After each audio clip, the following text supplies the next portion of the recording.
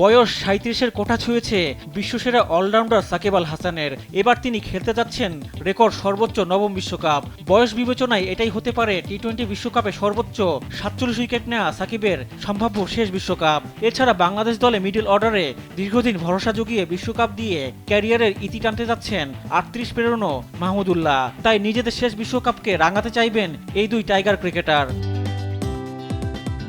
সাকিবের সঙ্গে সর্বোচ্চ টি-20 বিশ্বকাপ খেলতে যাচ্ছেন ভারতীয় ক্যাপ্টেন রোহিত শর্মাও। এটাই শেষ বিশ্বকাপ হতে পারে আন্তর্জাতিক টি-20-তে তৃতীয় সর্বোচ্চ এই রান সংগ্রাহকের। এছাড়া এই বিশ্বকাপ দিয়ে টি-20 ক্রিকেটে ইতি টানতে পারেন বিরাট কোহলিও। ৩৫ পেরোনো কোহলি ভারতের টি-20 দলেও এখনও অনিয়মিত নন। তবে বয়স বিবেচনায় তিনি আরও একটি বিশ্বকাপ খেললেও অবাক হওয়ার কিছুই থাকবে না।